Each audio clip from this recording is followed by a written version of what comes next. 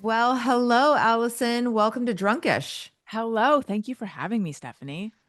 Well, no, thank you for coming on here. I've been chasing you. I'm usually not someone who plays hard to get guest wise. My life has been crazy recently. Not to spend too much time talking about it because it is a depressing, but my mom passed away in December kind of suddenly, and my dad had died a year and a half before.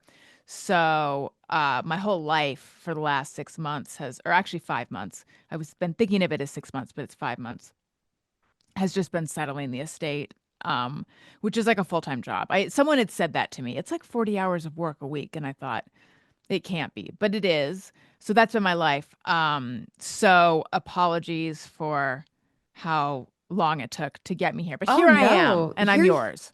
yes. And I remember because I have done your podcast several times. You've done my podcast. Hmm. We have I don't want to say a storied history, but so my podcast for crying out loud with Lynette Carolla, you were the news girl for Lynette's ex-husband Adam Carolla's Correct. podcast for many Yes. years. Many years. 8 years, right? Four. 4 years, 4 years. It Yes. sometimes felt like eight, but it was four. Yeah. But then how long have you been on your own with, So I went my separate ways from them in December 2014. So I would say I started on my own. Like it was like Christmas time, or like December 29th or something is when it all went down. So since January of 2015, God, it's been 10 years. I was gonna say 10 that, isn't that years. crazy? Yeah. Time It flies. Time is so confusing though, because in some ways, things that were 10 years ago feel like yesterday. But then I've had two children since then, and they're 8 and 6 now. And then when I think back to when Elliot was one, you know, that feels like a long time ago. So it feels distorted. And I remember when you first came and did for crying out loud many years ago when you were kind of new on Adam's podcast. Hmm. And you had even, I think you were just dating Daniel, your husband. Probably. You guys were just dating because I Yeah. remember relating to you about kind of anxious attachment. Like you Hmm. were having some anxiety about, like, I don't know, is this guy too nice? You remember that? No, I don't specific. I'm trying to remember that appearance. Was it, which studio was it in?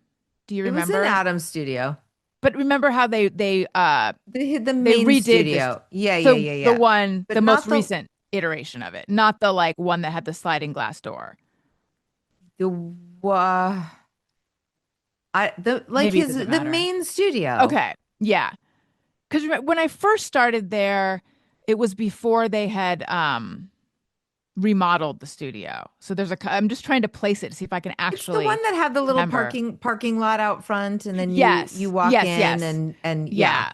Yeah. Um, it will come to me. I don't specifically remember that. It was just However, very early in your yeah, life's journey.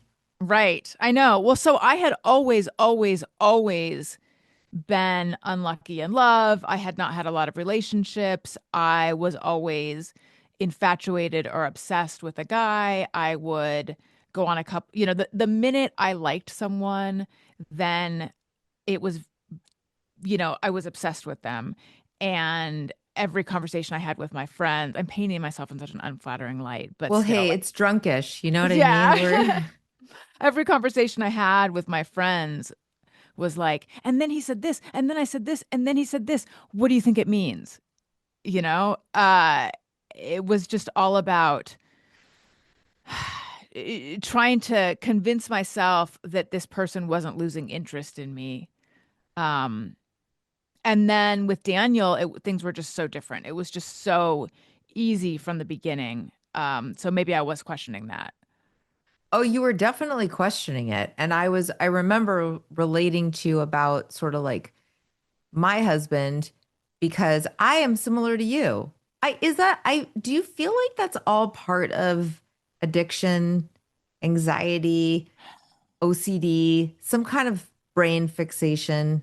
Because Well, I'm very similar. Yeah, I mean, I definitely have an addictive personality, and I can be really compulsive with behaviors and things like that, which I do think has gotten better, over the years. But for me, I think it was a lack of self-esteem. It was a lack of any sense, as relates to men, a lack of any sense that like I have value. Like I'm someone that people would want to be their girlfriend and that people like, and that I can say, hey, I don't like how that makes me feel. I would like to be with someone who makes me feel better.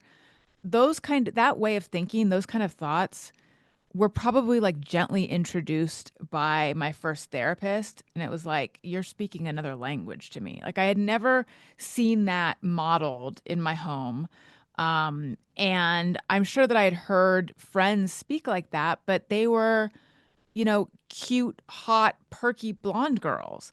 And I was this chunky, awkward, like nerdy, frizzy haired girl who didn't fit in, who desperately wanted to be liked, like desperately.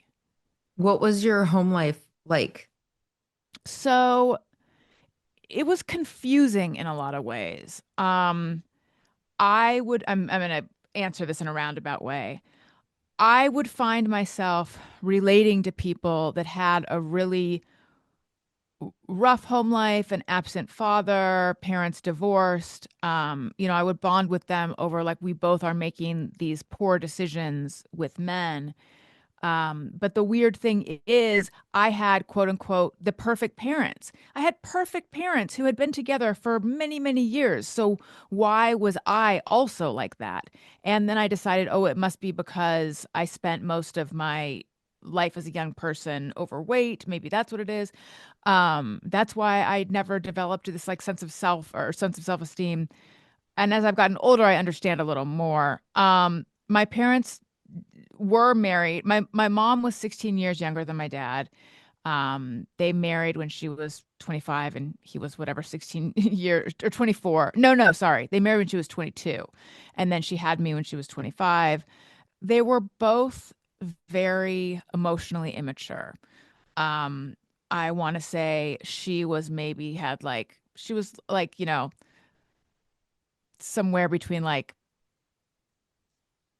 6, 7, 8, 9 years old maturity.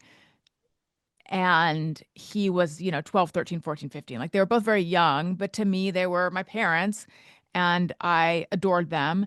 They had both had really rough childhoods, filled with abuse, and they prided themselves on not repeating that with us. So it was really important to them that they were seen as good parents.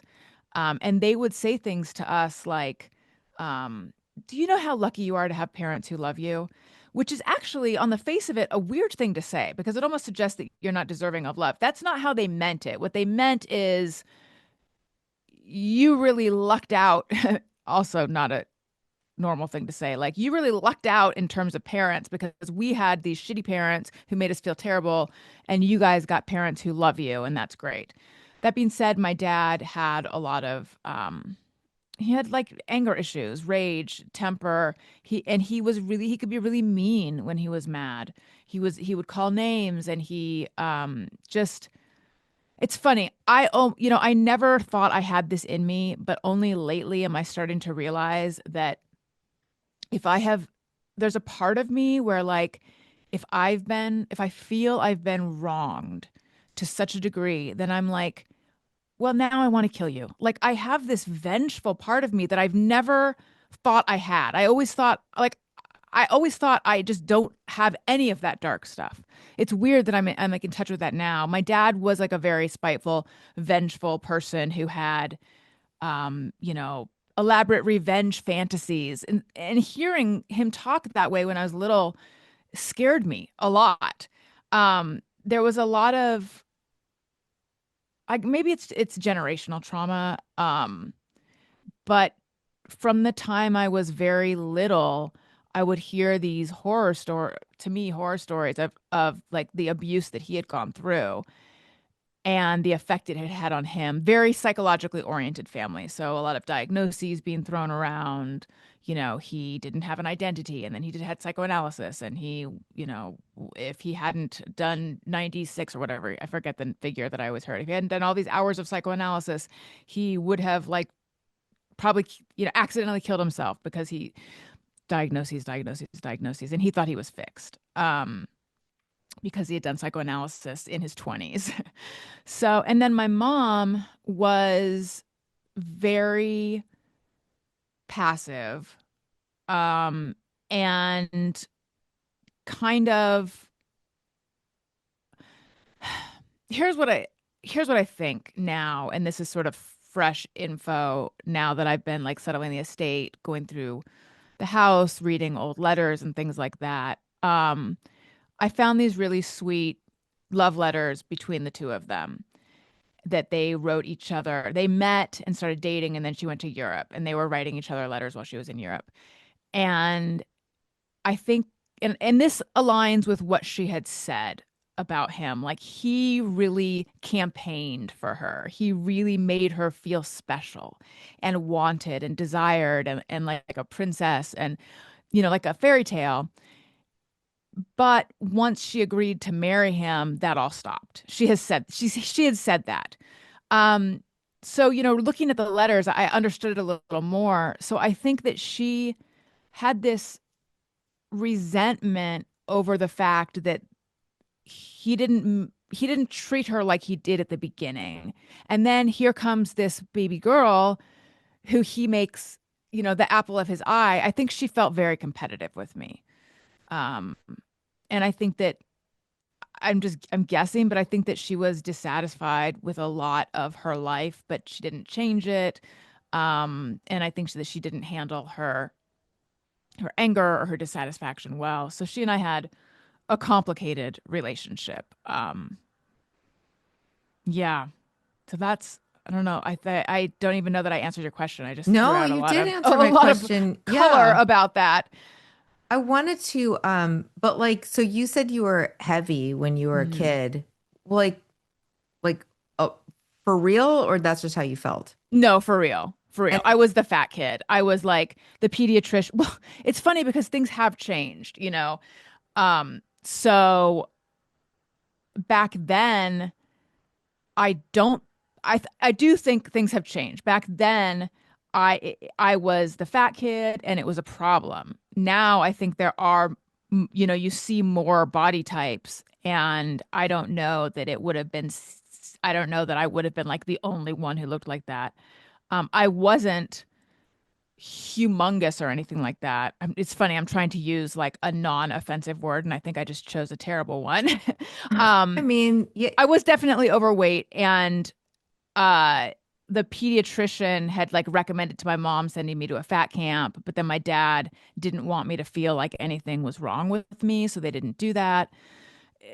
I don't think they handled my weight well. That being said, I thought a lot about this. Like, I don't know the right way to handle it to not make your kid have all sorts of complexes, which I did have. Like, you know, I definitely, as much as my dad, on the one hand, wanted to give me the message that there's nothing wrong with you, you're perfect.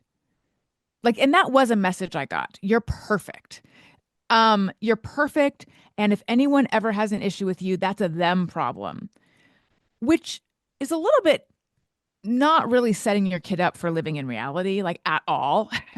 um, but sweet sort of nonetheless. So that was one message was you're perfect. And if anyone says anything bad about you, they're fucked up. And I think it was like, you're perfect because you're my child and I'm perfect. You're an extension of me. And then on the other hand, I definitely felt like my weight is a problem. It is causing my parents anxiety. If I don't get it under control, I'm bad. I'm good when I'm dieting. I'm good when I'm small. And I'm bad when I'm eating. And I'm bad when I'm fat. And my dad would periodically pull me aside and be like, just, and I just thought you would want to know that you look like you're gaining weight. Um, Oh and gosh. then when I was like 30, no, not 30. Was I 30? I was living in New York. I don't remember. I feel like it was in my 30s. I was living in New York and he said to me, he's like, you've got to get the weight off. My dad was a doctor. He was a doctor. So he Oh, had that thing of like the health thing. It's like all like, what can I do to help? I'll do anything. And I said, okay, pay for me to join it. There's a bug in here. Pay for me to join a gym and pay for me to go to Weight Watchers. And they did. And it actually, weirdly, it worked because I understand that, or rather, it didn't work long term, but I understand the way, like that sounds so cutting to have your father say you got to get the weight off. But it was like, I think it was like, you got to get it off. You can't, this can't be a long-term plan for you to be carrying this extra weight around because it's not good for your health, was where he was coming from. Whether one agrees with that or not. I By the way, don't. my therapist she's like, fathers should never comment on their daughters' bodies. A hundred Fathers should percent. I'm never. shocked, right? Yeah, that's Yeah, not and I cool. was just so used to it. So anyway, though, but then I did go to Weight Watchers and I did start going to the gym and I did lose a bunch of weight and I kept it off in this real white knuckly way though. Like I mean, I wasn't binging and purging and I wasn't anorexic, but all the other kinds of disordered eating you can have, I was doing all of those um And did you do for that years. when you were young? Like, did you, I because went on a my lot of first, us girls, a lot of us yeah. alcoholic girlies uh start out with eating disorders. Yeah, well, Super you know, typical. I don't know. I, I went on my first diet when I was in fifth grade. It was the summer between fifth grade and sixth grade. Like I said, my weight was like a family issue. So it was like she'll, when she's ready, when she decides she wants to do it, she'll do it. So I like went to my dad, the doctor, after fifth grade, and I said like, I'm ready. I want to lose weight. And so he, designed this diet for me, and it was literally eating 600 calories a day. But Right. because he was a doctor, he could oversee it. He would like be like, here, he would give me a cup of bouillon because like my salt was low. And I was going to tennis camp at the same time. So I was Oh, exercising and I was starving myself. And I lost 20 pounds that summer. And if you were to see the pictures of me from fifth grade where I had this horrible mullet haircut, and then sixth grade, I look all, lighter and cute. Like I got so much positive reinforcement from that. Then in seventh grade, summer between sixth and seventh, as a family, we drove across the country because my parents were afraid to fly. I don't know what had happened. There's something had happened where that made them feel like flying was unsafe. My grandfather was having his birthday, and it was like a family reunion. So my parents were like, "Let's drive across the country." We took 7 weeks to go back and forth. It was like a very educational trip. And being in an Acura with my family for 7 weeks it was like being an ant in an anthill and someone shaking it. Like it was, I mean, so one thing I left out about my childhood is that my parents fought constantly. Like that first therapist, she was like, that's their dance. Yuck. But they would fight constantly. And it was so stress inducing and kind of traumatic. Like I never felt I had a pit in my stomach 100% of the time. So I gained, I don't know, 25, 30 pounds that summer or something. Then I the summer blame between, them. I blame them too. Is that what you said? You blame them? Yeah. Yeah, I blame them too. The summer between seventh and eighth grade, I again said I want to lose weight. And so my dad, did the diet with me again. And that Back to half a summer, grapefruit, cottage cheese. yeah, well, that summer was 400 calories a day because it was like my metabolism was like even worse. So, but my honestly, when I think back on like the kinds of things I'm sure it was actually more like I don't know how. strict he was being with the calorie counting. I'm sure it was like more than that, but I would get dizzy when I stood up, and it was like super not at all what anyone would recommend these days. But he also came from it. He was a lot older, and he came from a time where he said that he's like, when I started out in medicine, if I had a patient that wanted to lose weight, I would put him in the hospital for 2 weeks. Like you could do that back then. And they, just like so that they were monitored while they essentially fasted. And that would like start them off on the diet. But so anyway, um, just to close that loop. So yeah, Yeah. no, to go back, sorry, to go back to what you're saying. Yes, I was engaging in very disordered eating and Hmm. trying to control and um escaping regarding putting things in my body as a form of escape from a very young age. And then when did you start drinking? So I had my first drink.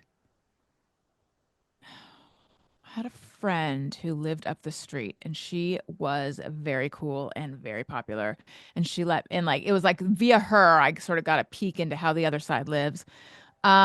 And so I think, did we sneak beers from her parents and then we like went outside and drank them?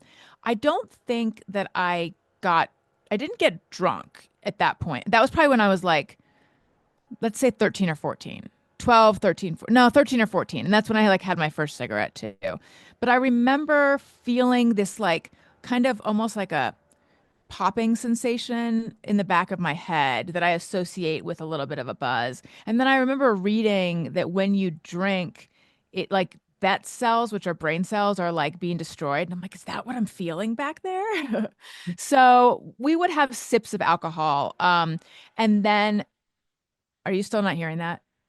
Not hearing The it. the Mm-mm. floor. Okay. And then my parents had a liquor cart that was open.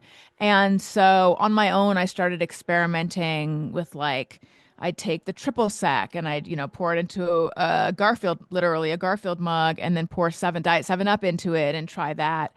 But I don't think I really got drunk. It was really just experimenting. Um, I remember going to a party when I was 15 or so, and I didn't really know how to drink. So I took a can of Dr. Pepper and poured half of it out and then filled up the other half with vodka and was drinking that. But again, I don't recall feeling drunk. Like, I don't think I started getting drunk until college. Okay, college changed everything. Yeah, I think so. That's when I started. It similarly, like I remember thinking, am I hungover? I guess I feel a little bit thirsty. And then, of course, like when I, hit the age, it was when I was living in New York, where I'm like, oh no, this is what a hangover feels like. Now I know what it feels like. I think young people, many of them, like the way your body processes it, you just don't feel drunk. Um, so yeah, I started I smoked pot a little bit in high school, like a tiny bit, but college was really a lot of drinking and a lot of getting high. But I don't think I saw it as a problem yet. Right. Um, what really made me see it as a problem was the way it affected my interactions with men. And honestly, if my interactions with men were in one pool and my substance use was in another, I don't think that I would have ever thought the substances were a problem because for me it was never like, oh my God, I can't wait to go out and get drunk. Oh my God, I can't wait to go out and do drugs. Maybe a little bit. Um, it wasn't about it. It was it what started happening was I was repeatedly making bad decisions where men were concerned. And what that looks like is there'd be a guy that I really liked, maybe we hooked up, now I was infatuated with him. It became clear that he was not interested in what I was interested in, or he ghosted me, or he, was here's sometimes the kind of thing where your girlfriends are like, let that one go. Like he's like like a friend of mine literally said about a different guy, that's the kind of guy you have a crush on. That's not the kind of guy you want to be your boyfriend. And I was like, what book are you all reading that has this information? Because to me, I want them all to be my boyfriend if they joke with me and flirt with me. I don't understand. Even if they're married, I want them to be my boyfriend. Even though I know that's wrong, I can't help it. I'm addicted to male attention. So I would say I'm not going to text that guy. I'm not going to text him. Like, as painful at that point, I'd been around enough. I know it fucking sucks to say I'm not going to do this anymore, even though I'm so into this guy. He like lights me up, but it's just going to cause heartache down the line. So I'm going to steer myself over here and I'm going to focus on my job and I'm going to focus on working out and I'm going to focus on whatever bullshit I was focusing on. And I'm going to get over him. I would make that announcement to myself, to my sister who I lived with at the time, to my friends, to my therapist, probably over and over and over. And then I would have a drink and then I would text the guy. And then maybe I would go home with him, or maybe I would just sit there looking at my phone all night. And that happened over and over and over and over. And it was always because I had a drink. Like I really never thought my drinking itself was problematic, but it was this constellation of behavior. But also I was a real lightweight, so I was like embarrassing sloppy drunk. I was constantly throwing up. I just I remember this in college, like sitting. This is like the second or third party we were at. I was sitting on an ottoman or something, like trying to sit up straight, like my eyes were crossing, and this guy that I liked was there. And I remember thinking, like, I wonder if he can tell I'm drunk. Like I couldn't even sit up, you know. Um, I, at a certain point, I was like, wow, it's really easy to drive drunk. I used to never ever do that, but then I realized like it's not hard at all. So, I was making stupid decisions.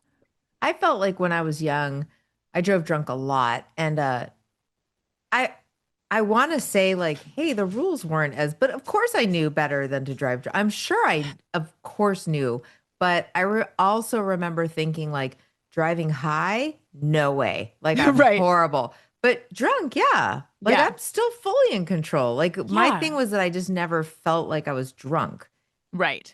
up But I can until re like I threw up or knew until the next day when I was really hungover, and then I was like, oh yeah, no, or woke up the next day and didn't remember. Then I I had would, a lot of those too. but at the time of the night, I don't remember ever being like, oh my God. I was not a girl that was like, I'm so drunk. I would, if people were like, are you okay? I was like, Right. yeah, why would you even ask me that? Right. I'm fine. I justified it. So when I lived in Costa Mesa after college, there was this bar that we all hung out at. I mean, it was a very fun time of life.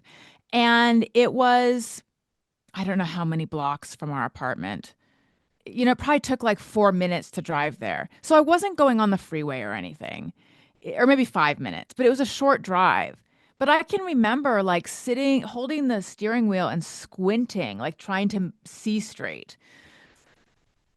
I remember I driving home shudder. from the Commerce Casino. I used to go there, drink, play poker, play like dollar poker with my friend, Uh-huh. and then I would drive home in my Buick Skyhawk that had no AC.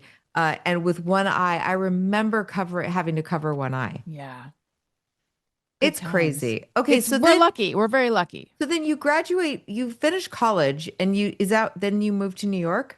No, I finished college. I went back to Orange County, which is excuse me, where I'd grown up. And I was working for the OC Weekly. I was a writer. I was working for the OC Weekly and I was playing in a band. And playing in a band was this thing that like came out of nowhere. I'd always been musical and I wrote about music. And then via a mutual friend, I met a girl at a party and she knew that I had started playing drums. And she called me like a month before I graduated and she said that she had started playing bass. Would I want to get together and jam sometime? She wants to put together a band. And I said, like, that sounds fun. Let me just graduate and then I'll give you a call. So I called her that summer and then we got together. And I don't think I realized that this was ever going to be a real band. Our singer had been in a band before, But Yami, that's our bass player, and I don't think she had ever been in a band, had not. And then we would go to this practice space and we would practice. And then one day she announced, like, we have a show lined up. I was like, what? Um, I skipped over a small part of it, which is I was playing drums. I was a beginner. I was not a good drum player. And I was fine, but I wasn't like John Bonham, let's say, by any stretch. I announced that I was moving to San Francisco because I thought I was. I went to San Francisco, spent a couple nights in the apartment that I was going to move into. Like it was a friend from college's aunt's apartment. Suddenly, when I was there, I was like, I don't think this is the right move for me. So I pulled out of the apartment, came back, went back to the band and was like, hey guys, I didn't move. They had a different drummer at that point and he was really good. And they're like, but we know you play guitar. Do you want to play guitar in the band? And I said, okay. That was way more fun. I wasn't stuck behind a thing. I didn't have to move any equipment. So then I started playing in the band and working at the OC Weekly. And then I did that for how many years? I guess I a handful of years, maybe like 5 years. It could have been 5 years. Um, I know that at one point I was like, it's crazy. This has become like the most steady thing in my life, and I never intended to do this. It created a little bit of tension because half of the band, they're professional musicians. They wanted to make it work. Like this is what they wanted to do. And then there was me who's like, no, I'm a writer. I'm just kind of doing this for fun. I don't know what I'm doing. That being said, it was really fun. Um, right before 9/11, I so September 6th, 2001, I made the decision I'm going to move to New York. And then 9/11 happened, and I thought, well, maybe I won't just yet. But then in it's like I moved from like March through May. Like I moved to New York, and by that I mean like I think I like went, found a place, came back, got more stuff. So then I did move in 2002 and was there until 2010, Because I end of remember 2010. from talking to you on different times that we've talked, New York, you were working as a writer, right? Yes. Hmm. And that's when you started doing cocaine. Yes. So I grew up with the DARE program.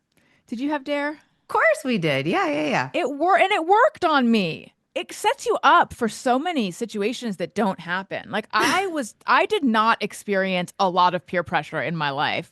I mean, maybe I did and I'm not aware of it, but this thing where like people are cornering you, trying to make you do drugs, like that had never really happened to me. That okay, so here's the weird thing, and I will get to what you're saying, but the entire time I played in the band, I had literally never seen cocaine. I had never seen it.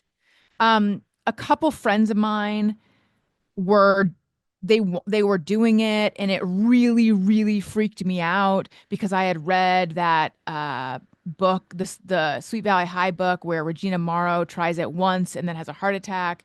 That is what I was afraid of. And like my dad had had a heart, not cocaine related at all, but my dad had experienced a heart attack and I was like, I've like lived through my dad's heart attack. I will not live through yours. Like you will not do that around me. I was so incensed.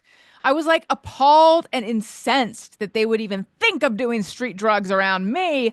My God, how stupid can you be? I was very on my high horse. Uh-huh. Oh God, a friend of mine became kind of addicted to Valium, and he was trying to get Valium, and I was just like, I can't be around you when you're like this.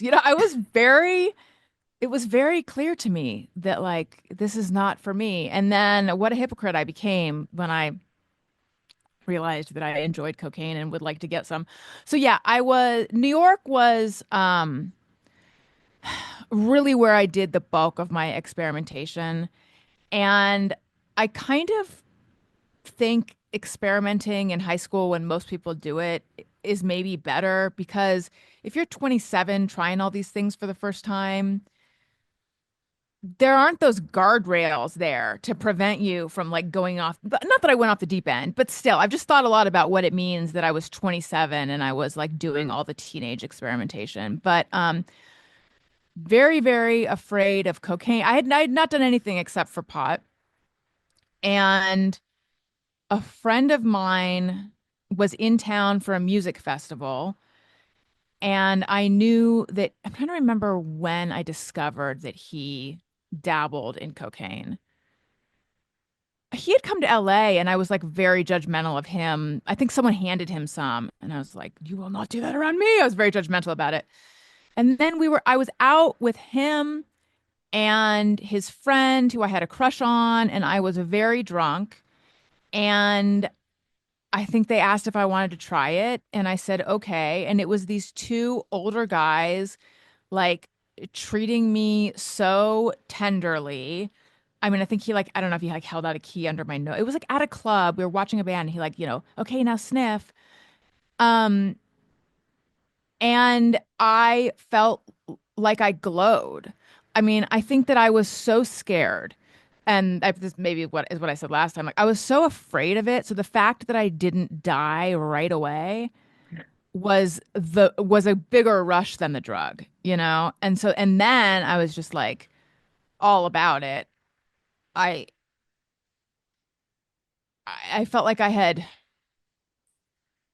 like this like found a new room in your house. It was like something like this. I loved the fellowship in the community around cocaine. I loved the idea of being somewhere and you guys like there's a little group of you and you're doing the drug together and you're gonna like go into a bathroom together and then in the same way that I liked smoking because you could like take a smoke break with someone. I You know, don't what's funny know. is that I have kind of the opposite thing. One of the things that really put me off cocaine was the fact that I always felt excluded because it Oh, was okay. like if I got a little bit of cocaine, but then these I knew those other people were going into a bathroom together to do cocaine, and I was like, Uh-huh. how come I'm not invited? Like Yeah. I felt like I always felt paranoid that people were sneaking around and doing it without me, and it was such an intense bad feeling of just Hmm. I don't understand. Do those people not like me? They're not sharing it with me. And now I Right. have to figure out how to like make them like me more. It was like, it seemed like too much work to get it. Yeah. Well, that sounds awful. That sounds awful. Yeah, but you were Um, included. So I good for mean, you. I guess. Well, honestly, I think I was probably excluded a lot. I just wasn't dialed into that frequency. I didn't realize how everywhere it probably was. I mean, it was really everywhere in New York, and Right. bars are open. So once I started dabbling in cocaine, that's when my drinking also like went through the roof because bars are open till 4 a.m. And at the beginning, when I was just doing a little drinking, it's like, how are you guys powering through till 4? How are you not throwing up or falling asleep? And it's like, oh, because so many people are doing cocaine. And so then I would like have, I don't know, so many drinks in a night.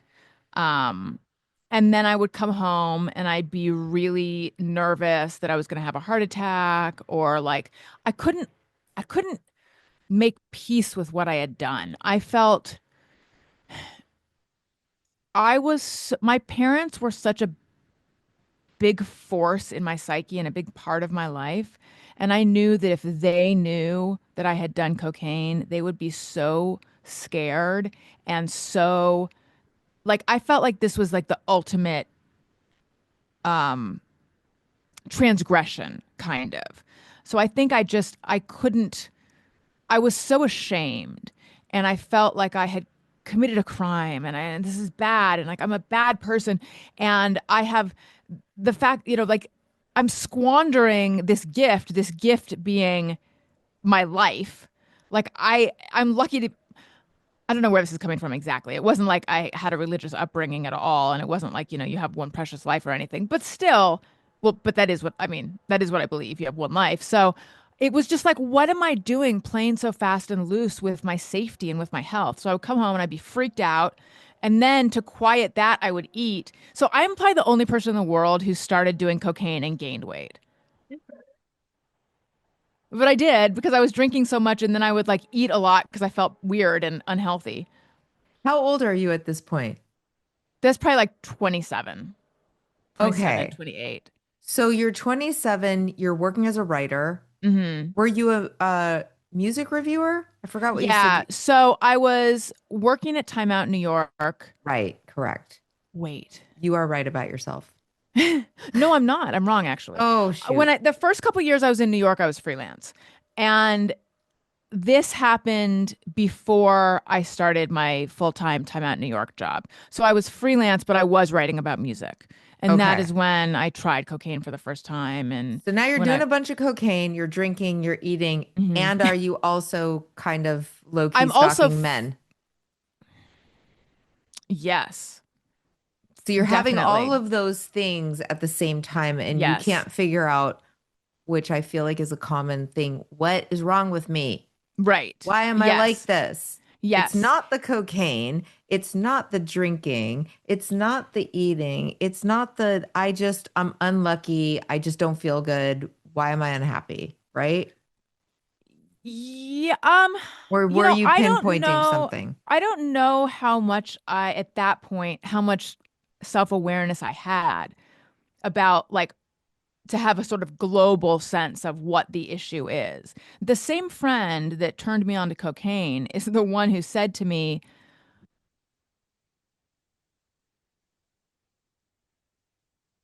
No, I lost you.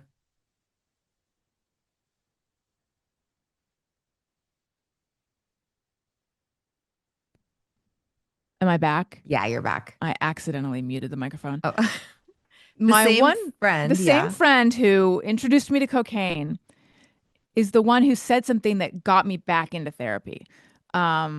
He said, "Allison, the minute you start liking a guy, you lose yourself." And so I got the name of a therapist. Like I said, I had been in therapy in California. I got the name of a therapist from a friend, started going to her. Um, and maybe that was sort of the beginning of beginning to explore my relationship with men and my relationship with my parents and just all of this stuff. Um, but the guy that he said that about was someone that I had done cocaine with. So, um, yeah. So I think what I was starting to say though was I don't think that I had this overall sense that my patterns are causing misery to myself. More, it was just if I could just get the kind of job that I want, which was like a full-time writing job at one of these magazines, not Time Out New York, incidentally. I wanted to be at like Entertainment Weekly or Rolling Stone or Vanity Fair, something like that. Um, if I could get that job, then everything would be good. If this guy likes me back, then I'll be happy. It was always like if something just happens, then I'll be okay. I didn't I had a really immature sense of myself at that point. Um, I did You were only go, 27, though. yeah, thank you. Some people have it figured out by then though, which is wild. Um, I did. What made me do this? I went to an NA meeting, so Narcotics Anonymous. Uh-huh. Have you ever been to one? No, I haven't. I don't know if we're not really supposed to talk about this stuff, but We can talk um, about it. okay, I've decided that our anonymity is like what you make of it. We don't okay. represent, we're not here to promote or represent any group of any kind, including therapy. I wish I could remember what made me decide to go or who, because NA is, in my experience of having been to one NA meeting, NA is a wildly different crowd than AA. Like AA, and it obviously like depends on the location and da da da. Right. AA, you run into a lot of people like yourself. NA, like these are my one experience. Oh my gosh, this is a room full of people that if I saw them on the subway, I would be afraid of them. These are like hardcore drug addicts who would laugh at my tiny bit of cocaine use. And they all look scary and they're hugging me and making me feel better, which was really kind of beautiful and moving. So I had decided I had, even though there were not yet any repercussions, and they're not. So here's sorry, I'm gonna choose one of these sentences and finish it. Here's the weird thing with the cocaine and me. I grew up on after school specials, dare program, all of that. I never had a nosebleed. I never lost all my money. I never lost my job. Nothing bad happened that I could trace to cocaine. I probably acted foolish and embarrassed and embarrassed myself and wasn't discreet. Like I know that people around me knew what was happening, and so I think I looked whatever negative thing you would ascribe to someone who's like being a drug seeking or drug using in public. Um, and I feel icky about that. But other than that, like I did not have a bottom. There was no bottom, but I myself felt so guilty about it. And so like, this is not who I am. This is not what I should be doing. If mom and dad knew, they would be horrified. This is bad. There's so much shame.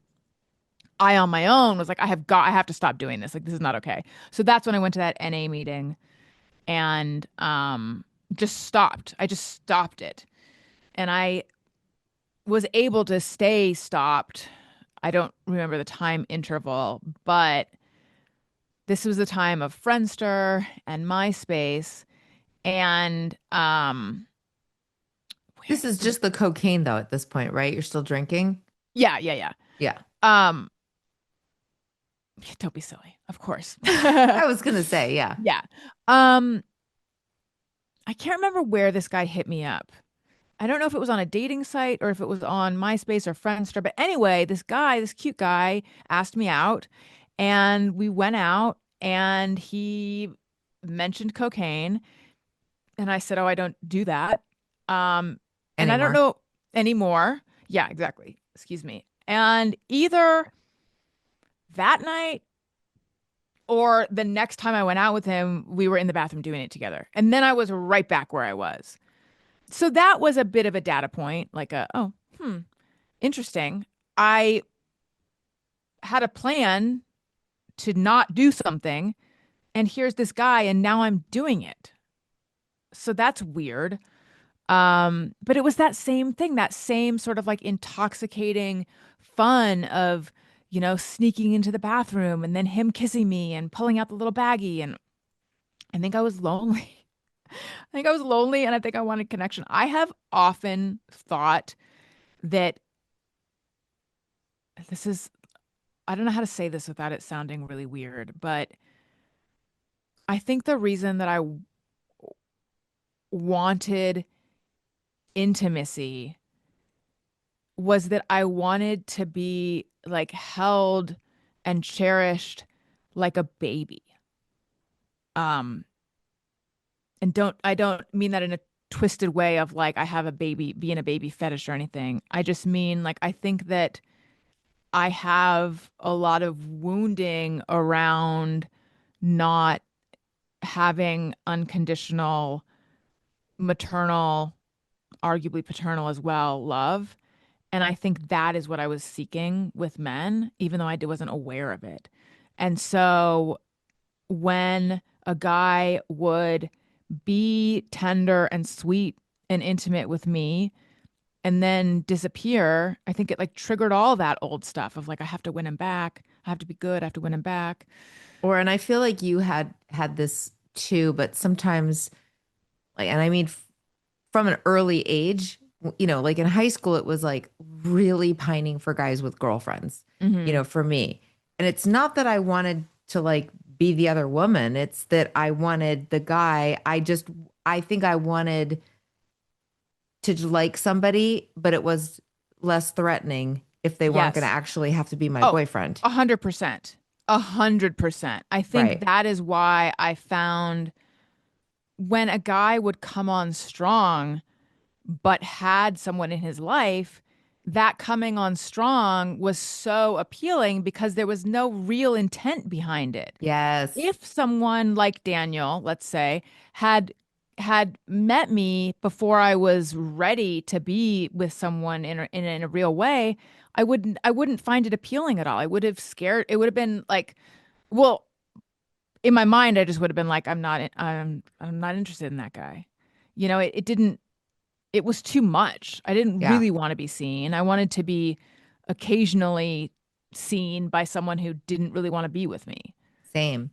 But Yeah. then also like one of the things that was really difficult for me, I think, is I like to think of myself as like a nice person, as a good Hmm. person. But I do remember, you know, years before I got sober, before I met my husband, liking somebody who was married and feeling that pining feeling, that old pining feeling. And then he got separated and we dated for a while and it was a fucking nightmare. I mean, it was just like, like, is this on me? And he was really like a messed up person Hmm. too. And it was a really awful experience. And I just felt, and my behavior was so bad. And I just felt like, wow, this drinking is making me, I feel like I'm behaving way beneath my moral compass. Yes, I know what you mean. I And mean, I that's just what, felt so like this isn't me. Like, what am I doing? And how do I fix it and get myself together yeah. and That's not one of have the these behaviors? what's one of the things I learned about relationships is that if you find yourself acting in ways around someone that you don't like that's a red flag. Um, if they're bringing, whether it's you or them or who, I don't mean to assign blame to either party, but like if someone is bringing behavior out in you that you don't like, get away. Um, yeah, but so anyway, I probably did tell you I ended up sleeping with a married man. Um, this was later. So I had um dabbled with cocaine, stopped, went back to it, stopped again. And then I'm trying to remember at what point I stopped drinking or started to stop drinking. There was a oh, okay, so there was a different guy, cocaine was involved. He is someone who I think to this day probably is still addicted. Um, Brilliant, funny, talented, just has a really bad addiction problem. The kind of thing where everyone who cares about him is like, how is he still alive? It's scary. Very smart, very charming, fun guy. And we were friends, and then we were like working together, and then we were dating a little bit. This is one of those guys that I became infatuated with. I knew that he wasn't right for me. He didn't wasn't interested in me in that way. And I had so much trouble extricating myself. I remember, so he worked at magazines. I was hanging out with his friend group I was friendly with them too. It was this group of writers in New York, and they partied in a way that I just hadn't seen before, where they would begin drinking right after work, and then like on the weekends they would start drinking in the morning at brunch. Um, and I felt like I would die if I tried to keep up with them, even though I did keep up with them a little bit, and I was spending time with him, and that involved cocaine and drinking. Um, I took a quiz. Um, I think I was like, I think they might be alcoholics. And so You I, took a quiz for them, like yeah, let's diagnose these people. right. They're I bad. guess. Yeah, there was like maybe on the AA website or something, there's a quiz and you take it, and I was just trying to get more information on like what is an alcoholic because they have a problem. But I know that at the end it was like if you and I but I took it for I answered as myself. And at the end it's like if you answered, more than two, let's say, gave yes answers to more than two, you may have a problem and might benefit from going to it. I don't know that it said this, something like that. And I was like, oh, Yeah, that's weird no, because is that wrote what it about says? this in my book. Okay. Basically, it's if you answer yes to, because I took it and I answered I mean, I got a lot of them right, Yeah. you know. Right. I did too. But I was feeling kind of good about myself because like I said, I wrote about this, there's a whole chapter about this, about how I thought I was kind of better than the test. You know what I mean? Because I was like, well, Right. okay, this one I said yes to, but like everybody would say yes to that. Like that's Yeah. crazy. Like we've all done that. And then I eat a cup. So I ended up with like 2.5 yeses, and I was Hmm. feeling very good about myself, And Yeah, such a low number. it's Certainly so you're low. like you're definitely winning. Right. And then it was like, if you answer yes to one of these, Yes, right, there might be a problem. And if you answer yes to two or more, like you have a problem. And I was right. like, how dare you? You Yeah, and I don't think know me. And I was in my 20s and I quit drinking at 42. So okay. yeah, I think I was I like, maybe these people answered are yes. crazy. Yeah. I think I answered yes to four or something. I was like, oh shit. And then I also remember I was starting to order different drinks because I was drinking them too fast. So I'm like, I know what I'll do. I'll figure out a drink that I hate the taste of, and then I'll order that. And then I had this awareness that, like, well, that sounds like I'm trying to manage my drinking. Hmm. And then I went to a part, it was a Time Out New York function with an open bar. You know, people, it's not, people were drinking, but on my way there, I remember walking there and I remember saying, I'm not going to drink tonight. It was Wednesday or something. Like, I am not going to drink tonight. And then walking home and being like, I had two drinks. Like, what happened? And even though you're not supposed to go to a meeting when you have, a substance in you, I went to an AA meeting that night. It was a few hours later, but was that You my can totally go to an I thought you're not supposed to. just to let our listeners Okay. know, if you want to go to an AA meeting and you've been drinking, it's perfectly fine. Some meetings would prefer that you don't share if you've been Okay. drinking. Maybe that's Yeah. what they say. Yeah. Yes. I just remember some clause about like if you've been drinking or using, yeah, maybe don't share. Um, but was that my first ever A? Because I had also gone to OA. I was eating a salad one night. This is many years before. No, it's not many years before. This was after. Okay, no, the OA came after. Well, I'll tell We're that gonna story real fast I'm though. gonna listen to this podcast back and just build you a timeline and send it Thank to you. you, please. I'm so confused. Anyway, yeah, I was eating a salad and I was like, I wish this salad bowl would never end. And I was like, that sounds like a disordered thought. So I'm like, I'm going to explore OA. Anyway, no, AA came first. Yeah, I went to a meeting. Um, and I've been to OA one, too, so don't worry. yeah, okay. Once again, the people were so nice and so welcoming and gave me their phone number and made me feel less alone. And I don't know if it was after that. I know there was one where I was talking to a woman there and she said something like, well, they don't have the compulsive behaviors. And that kind of lit something up positive or made something make sense in my brain because I think I still had that thing of like, well, I'm not falling down drunk. Well, I was throwing up in a lot of planters in New York and embarrassing myself, but like, I'm not, I don't have a I never drink alone. I don't have a bottle of, vodka tucked behind the toilet or all these things you see in representations of alcoholism. I don't really think the amount I'm drinking is a problem. I don't need to drink. I don't drink alone. I don't drink during the day. I don't, all these things.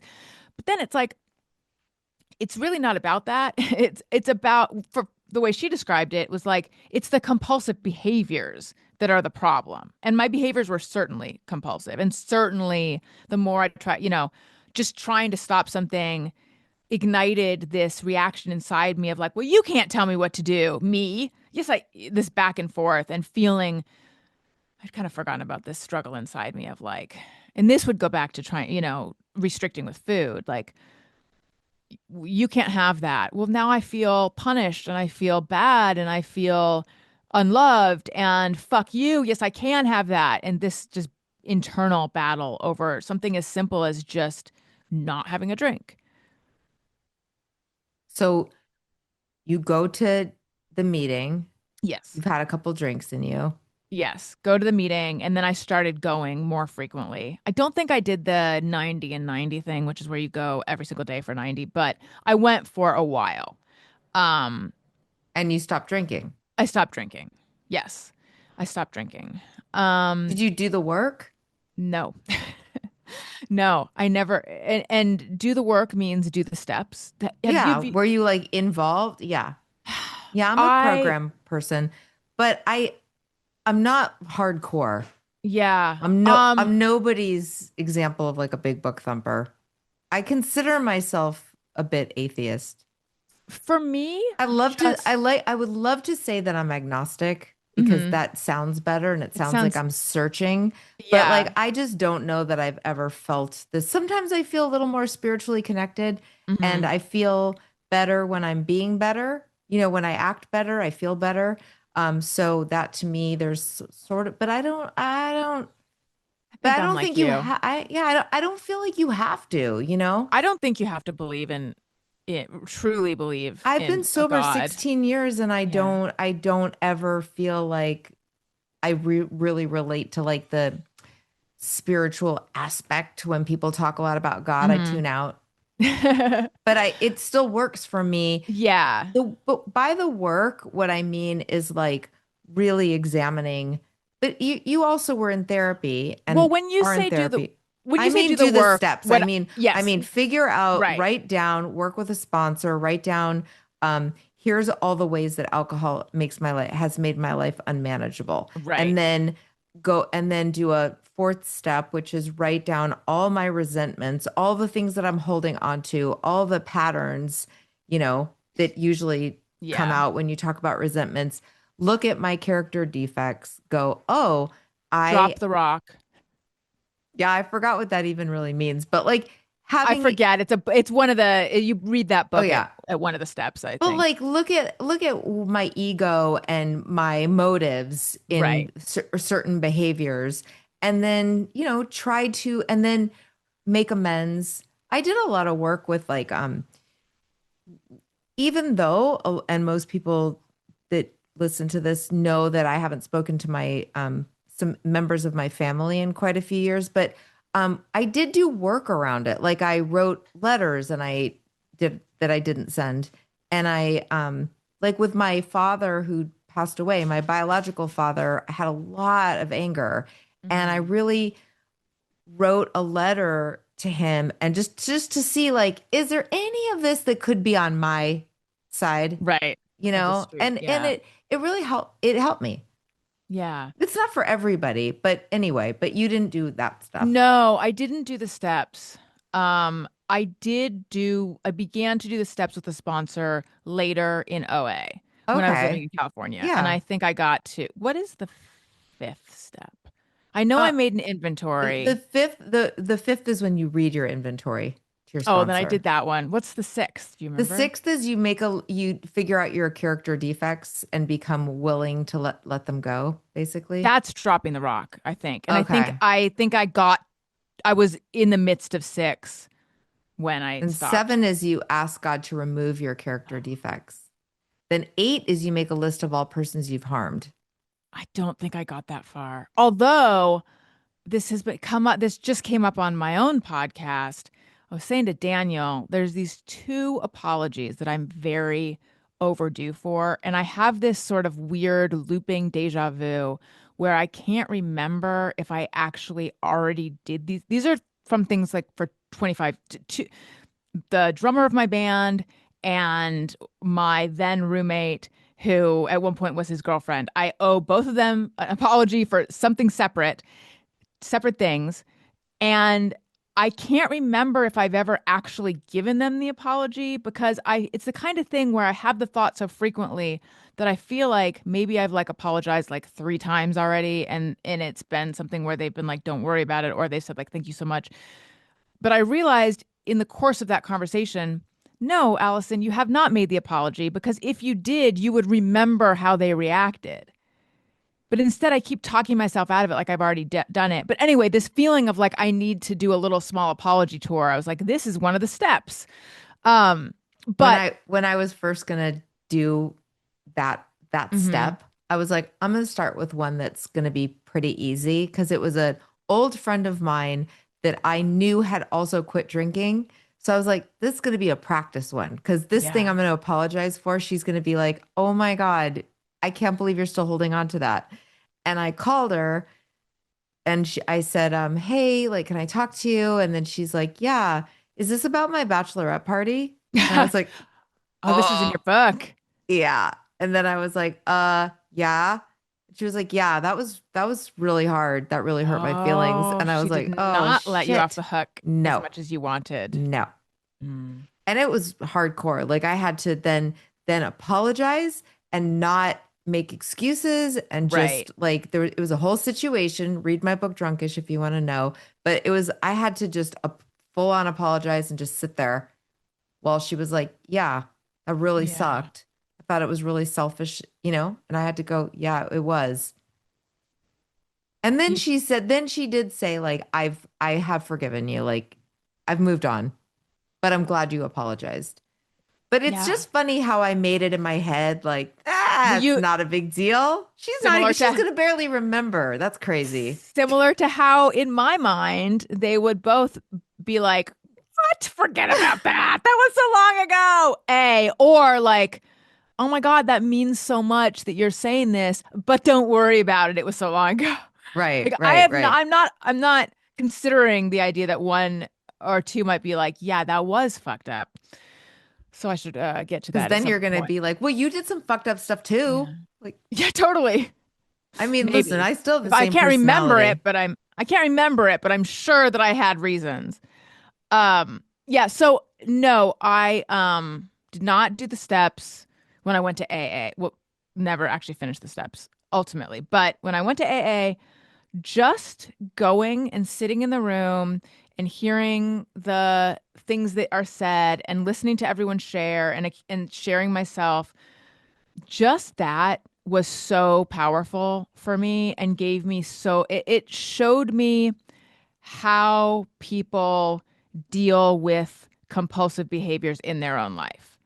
Um, and that alone was like huge for me, huge. So I was able to quit with just that. And then there was this guy. This whole thing was so fucked up. Um, I like it seemed like being close to him would somehow help me career wise, which given that that's the case, the fact that what the story I'm about to tell, the fact that that was my calculation is so messed up because it's like if it's someone who could potentially help you career wise, you should be really careful, not get drunk and sleep with him. But I like he was being kind of inappropriate with me. He was being he had a wife. He was being completely inappropriate with me. Sorry. I was like really flattered and oh my gosh, he has like he has a position at this company and I would love to have more opportunity there.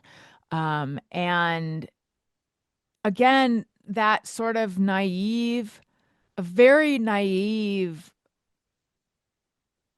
a lot of naivete in thinking returning the affection of someone who's really this is something I couldn't see that like when someone who has a girlfriend or a wife is flirting with you, that's disrespectful to you actually. That is not you being so amazing and so special that they are risking their own marriage because they have just got to talk to you, which I think I somehow thought, I wanted to be selected, I wanted to be chosen, I wanted to be special. Um, Yeah. I didn't see that if I didn't see that when someone really cares about you in the way that you would hope they do, there's an entirely different set of behaviors they exhibit. That took me a long time because I'd never seen those behaviors really. Me too. Um, it took me a long time to get to. So anyway, he, invites me out and I can tell myself that there's some work related reason I'm going. And then even though I wasn't drinking anymore, I decided this night is going to require me to go back on my little thing I'm doing where I'm not drinking and have a couple drinks. So I did. And then we started making out in, I don't know where his wife was actually. I mean, she was like uptown and I was downtown. And I don't think she was like, because we did hang out again when she was out of the state. But um, he said a few things that made me realize he probably does this a lot, even though he was trying to act like he doesn't. Just the casualness with which he was, you know, going out with someone else when he's married was weird. And then he came home with me. We were making out in a bar, which is humiliating. And then he came home with me. And then um we basically I like I fell asleep, passed out, I don't know what, but like woke up to us having sex. Um, and then fell asleep again. And I don't know if it was a 4 or 5, 6, I don't know what time it was, like morning-ish. I remember waking up and kind of remembering what happened and just being like, I I feel like I broke a law. Like I feel like a criminal. I feel like I did something so bad. This was a line I had never crossed before. I had played with fire a lot, but I had never been with someone who was married. Like, ugh. Um, he didn't seem to be bothered by it. And then I think hung out one more we never slept together again. We hung out one more time and then I said like I can't do this. Um and that actually wasn't that hard to extricate myself. I just knew like this is just so bad on every level. But at that point I stopped dating for a while because I was like, I do not trust myself. I stopped dating. I stopped, recommitted to not drinking. Drugs weren't really a thing in my life at all anymore. I was just like, I do not trust myself around men and I don't trust myself around substances and I just don't trust myself. I need to just give myself a time out. So I did, um, for a while. And then there were a couple guys I kind of liked. And then I ended up moving to California. And then I ended up with Daniel. Never had a drink around him ever. So can I ask you just Yes. sort of to bring this back to like, okay, so because I really relate to you on so many levels. And sometimes, though, without something to kind of ground you in, it's so easy for our brains to go, okay, well, but look, I haven't had a drink in so long and now my behavior is different. So maybe I could drink. Like, what is it? Because you still don't drink, I still right? don't drink. You're a No. sober Yeah. person. How do you fight off the idea that like, but that's the old me. But like I now I'm don't. with somebody healthy. Like Well, I could have a glass of wine. the funny thing is that I say that. Like, I say I probably could drink at this point. There's that saying in AA of like, a belly full of beer and a mind full of AA is a bad thing. So there were times when I was going regularly more often where I had that mind full of AA and I would have, if I had anything to drink, I was like, I can't give myself over to it in the way that I had because I'm too aware of what I'm doing. Like I can't, I can't, it can't just be a night filled with abandon. Um, I'm, I'm too aware. I can't drink in a drunkish way. I'm drinking, I have this sober mindset now. So anyway, I do think if I wanted to have a drink with Daniel, I could. I don't think it would be one thing leads to another. And so I don't know at this point as a married mom of two, like where that would go in a bad way. I don't think it would go anywhere bad. I think I would just feel sort of physically yucky and wish I hadn't. The temptation is truly gone. And I think it's because for me, it was never about the alcohol. It was never about the tiny bit about the drugs, but less so about the drugs. It was about the behaviors it's a couple things. It was about, I don't know how to be in my body, in this room, in this crowd. I don't know how to be. I don't know how to make things happen with people. I don't know how to do any of it.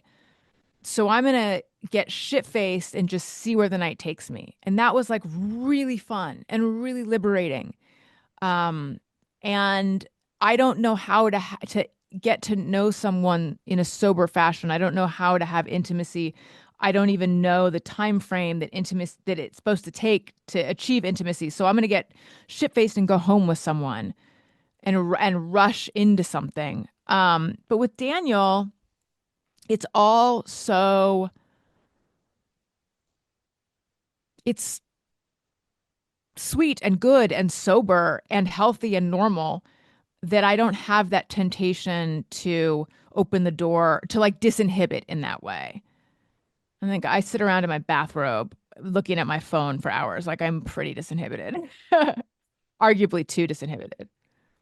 Yeah, I always think though, like, oh, if I ever had to date again, like if I don't know, it'd be really hard. But then again, it was Yeah. hard for me to I was already married when I got sober, and then I had to learn how to be disinhibited in a Right. sober way. So things are tough all over. Yeah. Well, it's Yeah. amazing though. Oh, How long ago was that you quit drinking? that was, How old were you? I think I was 30, I want to say 35.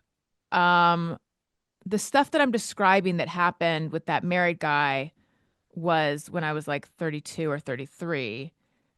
But I'd say I probably, because I have memories of like having a drink here and there. So I think the last time I had a drink was probably 35.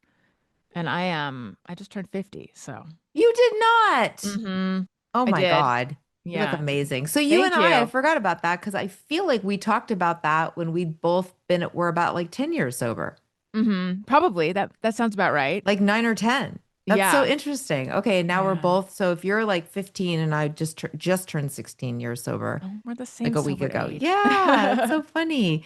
Well, this was so I don't know. I love talking to you about this kind of stuff. And I love your podcast and Thank I love you. your just you it's very special the way that you interact with your guests, the way that you interact with me, the way that you are very natural storyteller and very you know how some people are really open and honest, but it almost feels affected. hmm Like, look at how unfiltered I am. But Yes. you're just a person who it just feels like talking to a friend, even Oh, though thank you. we're doing a podcast. So Yeah. tell everybody where to find all your Yes, stuff. please check out Alison Rosen is your new best friend. That is my podcast. I have another podcast as well, but Alison Rosen is your new best friend is my main one. And then I also do a podcast called Childish with Greg Fitzsimmons, fellow sober person who's been on this Who's podcast, been on right? this show? Yeah, he was one of my Yes. first guests. And then check out my Patreon if you would be so kind. Patreon.com/Alison Rosen. All sorts of stuff there. I do a couple bonus Patreon podcasts. And then I also have a level where you can text me and I'll text you back. And I do a daily text to people at the confidant level. And it is very juicy because there's all sorts of juicy stuff in my life right now that I cannot talk about publicly. So I dump it there. And then you also have a Oh, my Substack. Substack. Yes, I have a Yeah. Substack, AlisonRosen.substack.com.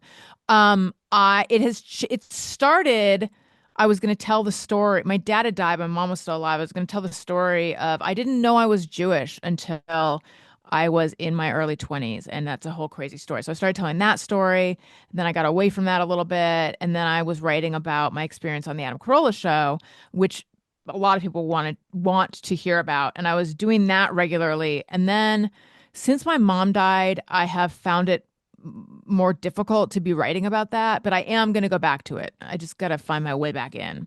Okay. So And you have a book. I do have a book, Plug your book. Tropical Attire Encouraged and Other Phrases That Scare Me. And it is funny essays that are also honest. So check that out, won't you, please? All right. Thank you so much, Alison Thank you. Rosen, everybody. And I'll see you next week on Drunkish. Bye. Feeling like life is good, yeah.